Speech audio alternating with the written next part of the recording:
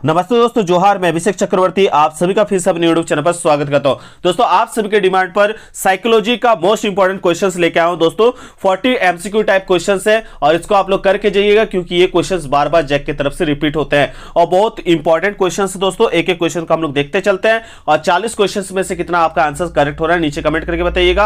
अगर इस वीडियो में अच्छा रिस्पॉन्स जाता है दोस्तों तो आप सबके डिमांड पर नेक्स्ट वीडियो भी जल्द अपलोड होगी। तो इस वीडियो को ज्यादा से ज्यादा अपने दोस्तों के साथ शेयर करें, लाइक करें और कमेंट करके अपना फीडबैक जरूर दीजिएगा। चलिए दोस्तों, पहला क्वेश्चन देख सकते हैं क्या पूछा गया। When has Binet Simon test of intelligence develop. दोस्तों इसका करेक्ट आंसर क्या होगा। यहाँ पे बुद्धि का बीने साइमन परीक्षण कब विकसित हुआ था दोस्तों? 1905 में, याद रखिएगा। ठीक है, चलिए नेक्स्ट क्वेश्चन देख लेते हैं दोस्तों क्या पूछा गया। Who said intelligence is a global capacity। तो ये क्या कौन कहे थे दोस्तों? तो यहाँ पे बोला गया बुद्धि का सार्वभौम क्षमता किसने कहा? तो ऑप्शन 1 जो है वेसलर जो है यहाँ पे आपका करेक्ट हो जाएगा। ठीक है, चलिए नेक्स्ट क्वेश्चन की ओर चलते हैं दोस्तों। क्या पूछा गया?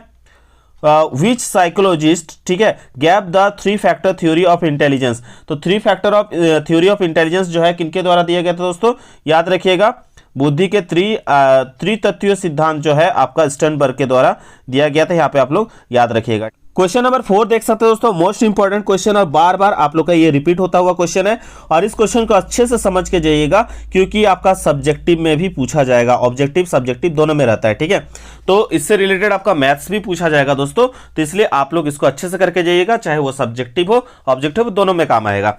तो बोला गया which psychologist use IQ to measure intelligence. तो देखिए IQ टू मेजर लिखा हुआ है, यानी बुद्धि मापन के लिए बुद्धि लब्धि का उपयोग करने वाले कौन सा मनोवैज्ञानिक थे वो पूछा गया।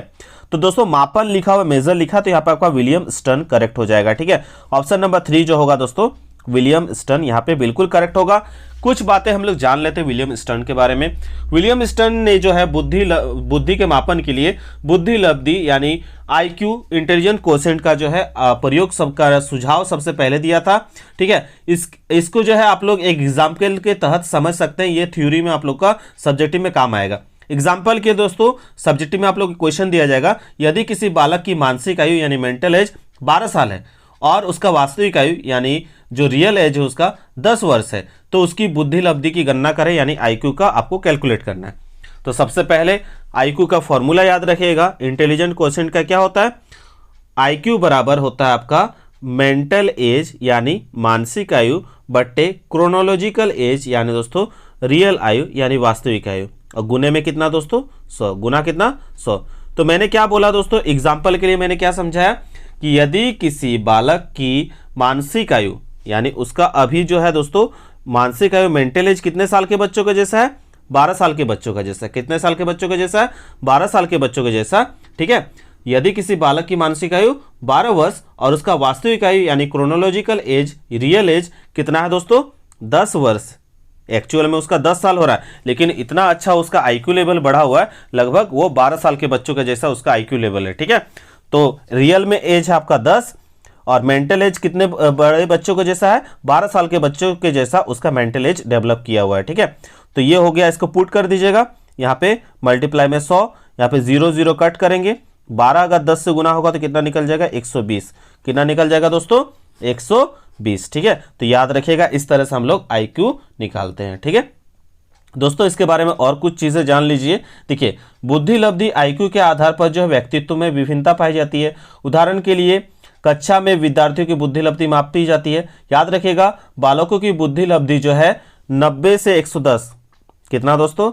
90 से 110 के बीच का जो होता है वो सामान्य होता है, नॉर्मल होते हैं। ठीक है, याद रखिएगा वो क्या होता है? सामान्य होते हैं। लेकिन दोस्तों जिसका याद रखिएगा 110 से अबव रहता है, ठीक है, यानी 110 से लेकर 140, 110 से ज्यादा और 140 से कम के बीच में जो रहेगा वो होता है प्रतिभाशाली। वो क्या होता है दोस्तों? प्रतिभाशाली। वो होते हैं प्रतिभाशाली होते हैं। ठीक है, याद रखिएगा। और दोस्तों जिनका 70 से कम, कितना? 70 से कम होगा, तो याद रखिएगा 70 71 से कम होगा, 70 75 के बीच, तो वो जो है मंद बुद्धि या जड़ बुद्धि वाले बालक होते हैं। क्या होते हैं? मंद या जड़ बुद्धि वाले बालक होते हैं। ठीक है, तो ऐसे आप लोग को डेटा याद रखना है, ये भी आप लोग का ऑब्जेक्टिव में आगे पूछा जाएगा। ठीक है, तो इनको आप लोग नोट कर लीजिएगा, ये आप लोग का सब्जेक्टिव में भी काम आएगा। तो यहाँ पे आपने ऑप्शन कौन सा टिक किया, विलियम स्टर्न जो होगा यहाँ पे करेक्ट हो जाएगा। चलिए नेक्स्ट क्वेश्चन की ओर चलते हैं दोस्तों। क्या पूछा गया है, what is the main reason for individual difference. तो व्यक्तित्व विभिन्नता के मुख्य कारण क्या है। तो व्यक्तित्व विभिन्नता के मुख्य कारण सबसे इंपॉर्टेंट जो है दोस्तों वहाँ की लोगों की जेनेटिक्स यानी आनुवांशिकता, हेरिडिटी और इन्वायरमेंट। ठीक है, तो इंडिविजुअल जो डिफरेंस लोगों में देखने को मिलता है आनुवांशिकता और वहाँ के जो आसपास के पर्यावरण है इसके कारण। ठीक है, तो इसमें ही सभी चीज़ें शामिल हो जाती है, तो ऑप्शन 1 जो है करेक्ट हो जाएगा। ठीक है, चलिए क्वेश्चन नंबर 6 देखिए, अभी जो मैंने बताया वही क्वेश्चन पूछ दिया है कि what is the IQ of children with mentally intelligence deficient.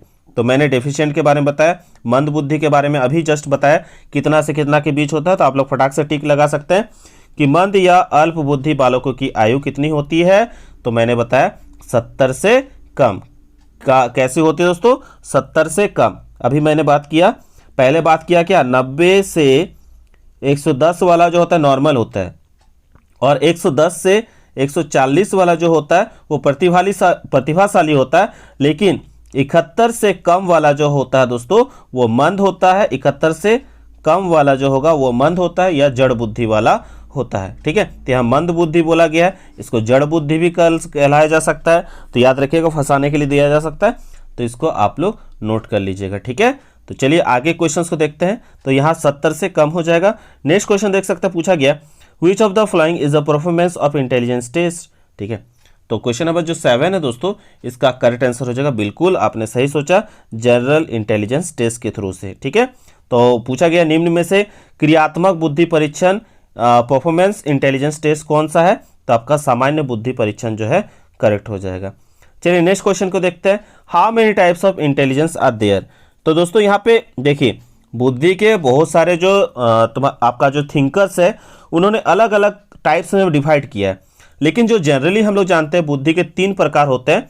ठीक है, तो बुद्धि के कौन कौन सा 3 प्रकार होते हैं, जो थॉर्नडाइक वाला आप लोग पढ़े होंगे, अमूर्त, मूर्त और सामाजिक।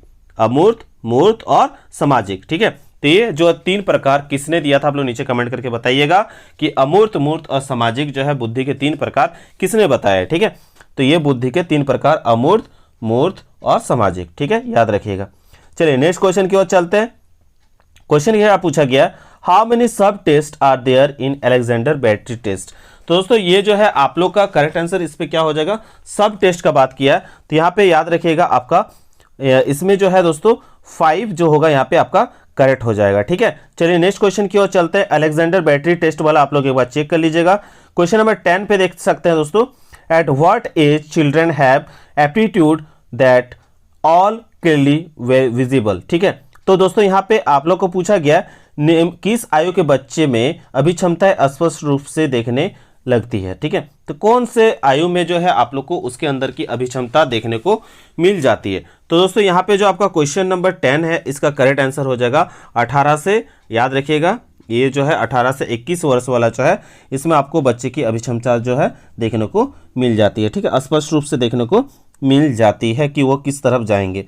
नेक्स्ट क्वेश्चन दोस्तों देख सकते हैं, aptitude is ability to know knowledge, skills and response of a person after training whose statement is this. ठीक है, अभिक्षमता किसी व्यक्ति के परीक्षण के बाद उसके ज्ञान, दक्षता, प्रतिक्रियाओं को जानने की योग्यता है, यह किसका कथन है। ठीक है, तो यहाँ याद रखिएगा ये जो कथन है आपका टर्मन जो है यहाँ पे आपका करेक्ट हो जाएगा। ठीक है, इसके बाद दोस्तों क्वेश्चन नंबर 12 देख सकते हैं, क्या पूछा गया, व्हाट इज सेल्फ। ठीक है, तो सेल्फ यानी अपने बारे में बात कर रहा है। तो सेल्फ क्या है दोस्तों, स्वयं अपने विश्वासों, अपने बारे में विश्वासों, भावों और अनुभवों को ये बतलाता है। ठीक है, इसका याद रखिएगा दोस्तों, बार बार रिपीटेड क्वेश्चन है। क्वेश्चन नंबर 13 देख सकते हैं दोस्तों, बहुत ही इजी क्वेश्चन पूछा गया है, from which of the flowing the word personality drive. ठीक है, तो पर्सनैलिटी व्यक्तित्व जो है शब्द है, तो इसका किससे बना है, तो ये आपका करेक्ट आंसर क्या होगा, 13 का जो है ऑप्शन नंबर 1 जो होगा पर्सोना से बना है, याद रखिएगा। ठीक है, persona is the correct answer. Question number 14 पे चलते हैं दोस्तों। क्वेश्चन नंबर 14 में बोला गया, how many types of personality are there according Sheldon. ठीक है, तो सेल्डन के अनुसार पूछा गया, तो ऑप्शन नंबर जो है आपका 2 करेक्ट हो जाएगा। वो कौन कौन सा है आप लोग नीचे कमेंट करके बताइएगा। ठीक है, सेल्डन के अनुसार व्यक्तित्व 2 प्रकार के होते हैं, वो 2 प्रकार क्या है आप लोग नीचे कमेंट करके बताइएगा। ठीक है, एक एक्सट्रोवर्ट और एक इंट्रोवर्ट होता है। एक अंतर्मुखी और एक बाह्यमुखी व्यक्तित्व होता है। यह किसने बताया था, आप लोग नीचे कमेंट करके बताइएगा। यह क्वेश्चन काफी ज्यादा इंपॉर्टेंट है। किसने व्यक्तित्व को अंतर्मुखी और बाह्यमुखी में विभाजित किया है या बांटा है, ठीक है। अंतर्मुखी किसे कहते हैं दोस्तों, जो अपने जो है स्किल से, जो दूसरों के सामने ज्यादा बातचीत नहीं करते हैं, अपने स्किल्स को अपने अंदर रखते हैं, उसको जो है लोगों के सामने ले जाने से ज्यादा बचते हैं, और तो वो हो जाएंगे आप लोग का क्या, आपका अंतर्मुखी यानी इंट्रोवर्ट टाइप के, ठीक है, जो ज्यादा लोगों से मिलना जुलना पसंद नहीं करते हैं। दूसरा जो है दोस्तों एक्सट्रोवर्ट टाइप के पर्सन होते हैं, जो लोगों से ज्यादा घुलना मिलना पसंद करते हैं, लोगों के पास अपने बातें रखना पसंद करते हैं, वो हो जाएगा आपका एक्सट्रोवर्ट, ठीक है। तो ये जो है अंतर्मुखी बाह्यमुखी, ये किसने इस दो पर्सनैलिटी को बताया है, आप लोग नीचे कमेंट करके बताइएगा। बहुत ही इंपॉर्टेंट क्वेश्चन है, ठीक है। चलिए नेक्स्ट क्वेश्चन की ओर चलते हैं। पूछा गया क्वेश्चन नंबर 15 में, how many topographical aspects of mind are there. तो मन के आकारात्मक पहलू कितने हैं। तो 15 का दोस्तों यहाँ पे आपका करेक्ट आंसर हो जाएगा ऑप्शन नंबर 2। वो दो क्या नाम है आप लोग नीचे कमेंट कीजिए। क्वेश्चन नंबर 16 देख सकते हो दोस्तों, क्या पूछा गया, which of the following is not biological determinant of a personality formation. तो दोस्तों क्वेश्चन नंबर 16 पे एक ध्यान रखिएगा, यहाँ वर्ड जोड़ा गया है बायोलॉजिकल, ठीक है। तो बायोलॉजिकल बोला गया है तो वो शरीर से रिलेटेड होगा, हमारे शारीरिक संबंध से रिलेटेड होगा, ठीक है। तो यहाँ बॉडी स्ट्रक्चर हमारे शरीर का बात कर रहा है, हमारे इंटेलिजेंस हमारे शरीर से रिलेटेड है, ठीक है। ये जो हमारा ग्लैंड है, ठीक है, तो अंतस्रावी ग्रंथि जो है वो हमारे शरीर से रिलेटेड है। लेकिन क्या परिवार जो है दोस्तों ये हमारा समाज से रिलेटेड है, यहाँ समाज का बात नहीं कर रहा है, बायोलॉजिकल बात कर रहा है, ठीक है। तो यहाँ आपका फैमिली जो होगा दोस्तों, पूछा गया कौन नहीं है, तो यहाँ फैमिली जो है बायोलॉजिकल डिटर्मिनेंट नहीं है, ठीक है। याद रखिएगा ऑप्शन 4 यहाँ पे करेक्ट होगा। तो निम्न में से कौन सा व्यक्तित्व निर्माण का जैविक निर्धारक, ये चीज ध्यान रखिएगा, हड़बड़ा के आंसर नहीं कीजिएगा, ठीक है। तो यहाँ पे आपका परिवार जो है करेक्ट हो जाएगा, ठीक है। यहाँ पे अगर निर्धारक तत्व का बात करता तो हम उसको लेके चलते हैं, लेकिन यहाँ पे जैविक लिख दिया है, तो यहाँ पे परिवार दोस्तों ये हमारे शरीर से संबंधित नहीं है, ये हमारे समाज यानी सोसाइटी से रिलेटेड है, तो इस पे नहीं आएगा ये, ठीक है। तो परिवार यहाँ पे करेक्ट हो जाएगा। क्वेश्चन नंबर 17 पूछा गया, which psychologist did the link of bolt test, ठीक है। तो बोल्ट टेस्ट दोस्तों ये बहुत बार पूछा गया क्वेश्चन में से है। स्याही धब्बा परीक्षण जो है इंक बोल्ट टेस्ट आरटी किस मनोवैज्ञानिक ने किया। तो दोस्तों याद रखिएगा उनका नाम आप सभी जानते हैं, हार्मन रोशक जो होगा यहाँ पे आपका करेक्ट हो जाएगा, ठीक है। चलिए नेक्स्ट क्वेश्चन की ओर चलते हैं 18 पे, what does mean projective mean, ठीक है। व्हाट डज प्रोजेक्टिव मीन पूछा गया, यानी दोस्तों प्रक्षेपण जो है, प्रोजेक्टिव का क्या अर्थ है, प्रक्षेपण कहते हैं हिंदी में। तो यहाँ पे दोस्तों याद रखिएगा प्रक्षेपण यानी 18 का जो है करेक्ट आंसर हो जाएगा, बिल्कुल आपने सही पकड़ा है, option number 1। A person accuses other of his feelings and thoughts, ठीक है। तो उस टाइप को हम कहते हैं प्रोजेक्टिव कहते हैं, ठीक है। तो याद रखिएगा प्रक्षेपण जब बोलेगा तो व्यक्ति अपने मनोभाव एवं विचारों को दूसरों के ऊपर क्या करता है, आरोपित करता है, ये करेक्ट हो जाएगा। इसके बाद दोस्तों क्वेश्चन नंबर 19 देख सकते हैं, क्या बोला गया है, निम्न में से कौन सा सद्गुण नहीं है। तो कौन सा सद्गुण नहीं है दोस्तों, तो यहाँ पे सद्गुण का बात हुआ है, तो यहाँ पर मानसिक शक्ति से कोई रिलेटेड ये जो है नहीं है, ठीक है। हमारे सद्गुण में क्या आ जाएगा दोस्तों, ईमानदारी, दृढ़ संकल्प, हम लोगों में जो है कहते हैं हमारे ऑनेस्टी, डिटर्मिनेशन, ठीक है, हम कितना सही बोलते हैं, ये हमारा सद्गुण में आएगा, ठीक है। जबकि मानसिक शक्ति किसी का भी ज़्यादा हो सकता है, कम हो सकता है, लेकिन वो व्यक्ति के ऊपर डिपेंड है कि वो जो है उसमें सद्गुण कैसा है।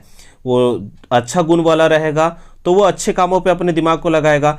अगर दोस्तों उसका आईक्यू लेवल बहुत अच्छा है और उस आईक्यू लेवल पर गलत जगह पे यूज़ होगा तो वो एक विनाशकारी रूप ले सकता है, ठीक है। आप लोगों ने देखा है तो रोबोट मूवी तो आप लोग देखे होंगे, ठीक है। तो रजनीकांत वाला, अगर उस जगह को वो सही जगह पे आईक्यू का लेवल को यूज़ करता है, एक जो है आईक्यू लेवल का सही यूज़ करता है, तो वो समाज के लिए बेहतर सोच के रोबोट्स का निर्माण करता है। और एक का आईक्यू लेवल जो है उसका भी अच्छा है, लेकिन वो समाज को विनाश करने का सोचता है। तो दोस्तों ये आईक्यू लेवल अच्छा होना इसका मतलब ये नहीं है कि वो उसमें सद्गुण रहेगा, ठीक है। तो सद्गुण के लिए क्या चाहिए, लोगों में सबसे पहले ईमानदारी चाहिए, जैसा कि आप लोगों में है। अगर आप लोगों में ऑनेस्टी है, आप लोगों में लगन है और आप लोग हमेशा जो है सच्चाई का साथ देने वाले हैं, तो आप लोगों को कोई भी रोक नहीं सकता आगे बढ़ने से, ठीक है। तो मेहनत से अपना तैयारी कीजिए, आगे कुछ ना कुछ जरूर बनिए, ठीक है। चलिए ऑप्शन 4 हो जाएगा यहाँ पे करेक्ट, ठीक है। चलिए क्वेश्चन नंबर 20 पे चलते हैं। ट्रेट ऑफ पर्सनैलिटी इज पूछा गया दोस्तों, व्यक्तित्व के सिलगुण पूछा है। तो व्यक्तित्व का सिलगुण जो 20 नंबर है दोस्तों, इसका करेक्ट आंसर हो जाएगा बिल्कुल ऑप्शन 3 यहाँ पे सही किया गया।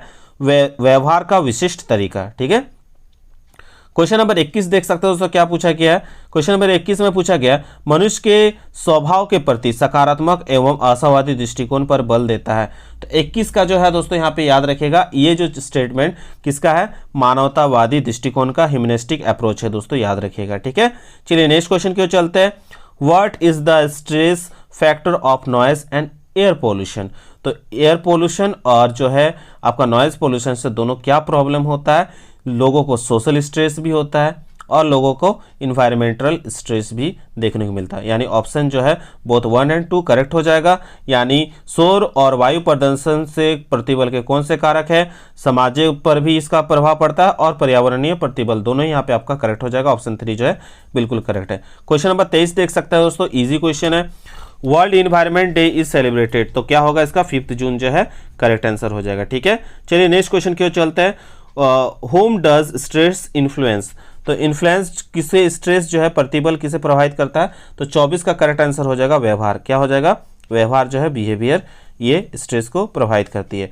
क्वेश्चन नंबर 25 पे चलते हैं दोस्तों, क्या पूछा गया, which is not a man made disaster. ठीक है, तो नॉट मैन मेड डिजास्टर पूछा गया, निम्न में से कौन मानव निर्मित आपदा नहीं है। तो देखिए ये बाकी जो ऑप्शंस देख रहे हैं, भोपाल गैस ट्रेजेडी, ठीक है, 3 माइल आइलैंड, ठीक है, ये जितने ऑप्शंस दिए गए ये सभी जो है आपका मैन मेड है, मानव के गलत गतिविधियों के कारण ये जो है ये घटनाएं घटी है। लेकिन सुनामी जो है ये प्राकृतिक है, सुनामी अपने आप से जो है प्रकृति में कुछ हलचल होने के कारण ये देखने को मिलता है, ये प्राकृतिक है, मैनमेड नहीं है। तो सुनामी आपका करेक्ट हो जाएगा, नहीं खोजने के लिए बोला गया था। निम्न में से कौन मानव निर्मित आपदा नहीं है, तो ऑप्शन जो है 1 करेक्ट हो जाएगा, सुनामी, बाकी सब मानव निर्मित है। ठीक है, तो आप लोग बताइएगा दोस्तों, ये जो भोपाल गैस ट्रेजेडी है ये आप लोग का पूछा जाता है, तो इसको आप लोग अच्छे से करके जाइएगा। घटना कब घटी थी और किससे संबंधित है ये घटना, आप लोग नीचे कमेंट करके जरूर बताइएगा। ठीक है, चलिए आगे देखते हैं क्वेश्चन क्या पूछा गया। Which of the following is not a source of stress. ठीक है, निम्न में से प्रतिबल के कौन से स्रोत नहीं है पूछा गया। तो 26 का जो है दोस्तों याद रखिएगा, करेक्ट आंसर क्या हो जाएगा, सामाजिक प्रतिबल। क्या हो जाएगा, सामाजिक प्रतिबल, सोशल स्ट्रेस जो है आपका करेक्ट आंसर हो जाएगा, सामाजिक प्रतिबल। ठीक है, ऑप्शन 4। चलिए नेक्स्ट क्वेश्चन की ओर चलते हैं दोस्तों। क्वेश्चन नंबर 27, क्वेश्चन नंबर 27 में बोला गया the which Latin word is the origin of word stress. तो वर्ड स्ट्रेस का बात किया है दोस्तों, तो ये ऑप्शन 1 जो है आपका स्ट्रिकस जो है आपका करेक्ट आंसर हो जाएगा यहाँ पे। तो option 1 is the correct answer. 28 पे देख सकते हो दोस्तों क्या बोला गया, which of the following is an environmental stress. तो निम्न में से कौन पर्यावरणीय प्रतिबल है दोस्तों, तो याद रखिएगा पर्यावरणीय प्रतिबल पूछा गया है, इन्वायरमेंटल स्ट्रेस बोला गया है। तो इन्वायरमेंटल स्ट्रेस जो है यहाँ पे आपका भूकंप यहाँ पे करेक्ट हो जाएगा। ठीक है, नेक्स्ट क्वेश्चन की ओर चलते हैं दोस्तों, क्या बोला गया देख सकते हैं। How many stages are there in medical relationship between patient and doctor. तो रोगी और चिकित्सा के बीच चिकित्सक का संबंध कितनी अवस्थाएं होती है। तो याद रखिएगा दोस्तों 29 का जो है करेक्ट आंसर हो जाएगा ऑप्शन नंबर 4, 2 जो है यहाँ पे करेक्ट हो जाएगा। ठीक है, कितनी अवस्था होती है, 2 अवस्था। क्वेश्चन नंबर 30 देख सकते हैं दोस्तों, which of the following is not related पूछा गया है। तो नॉट रिलेटेड में दोस्तों यहाँ पे आप याद रखिएगा मनोविश्लेषण विधि से संबंधित नहीं है, तो मनोविश्लेषण से विधि से जो है संबंधित नहीं है पूछा गया है। तो यहाँ पे याद रखिएगा ऑप्शंस जो है बहुत सारे दिए गए, इसमें आपका याद रखिएगा स्थानांतरण की अवस्था जो है करेक्ट हो जाएगा, यानी दोस्तों स्टेज ऑफ ट्रांसफर जो है यहाँ पे आपका करेक्ट हो जाएगा, ऑप्शन 4। क्वेश्चन नंबर 31 देख सकते हो दोस्तों, क्या बोला गया है, behaviour therapy was develop by Lindsley and Skinner. ठीक है, तो ये क्या है, स्टेटमेंट गलत है, तो यहाँ पे आप गलत पे टिक आउट कर दीजिएगा। चलिए नेक्स्ट क्वेश्चन की ओर चलते हैं। ब्रीथिंग इन्वॉल्व इन प्राणायाम। तो जो हम कोई भी प्राणायाम करते हैं दोस्तों, तो हमारा ब्रीथिंग सिस्टम तो काम करता है, यानी ये जो है पूछा गया प्राणायाम जब भी हम प्राणायाम करते हैं तो श्वास का जो है संचालन निहित होता है, बिल्कुल होता है। तो ऑप्शन जो है 1 ट्रू करेक्ट हो जाएगा। तो इस तरह से ट्रू फॉल्स वाला भी जो है प्रीवियस ईयर में क्वेश्चंस देखने को मिला है। देखिए 3 गो इस टाइप का क्वेश्चंस दिया गया है। ठीक है, तो फ्राइड ने मानसिक रोगों का कारण दमित इच्छाओं का माना है, ये सही है या गलत है दोस्तों, तो ये सही है। ठीक है, फ्राइड के अनुसार। नेक्स्ट क्वेश्चन दोस्तों देख सकते हैं, how many original elements of life style are there in Ayurveda. तो दोस्तों आयुर्वेद की जीवन शैली का मूल्य कितने तत्व है दोस्तों, तो इसका याद रखिएगा 4 तत्व। कितने तत्व, 4 तत्व करेक्ट हो जाएगा।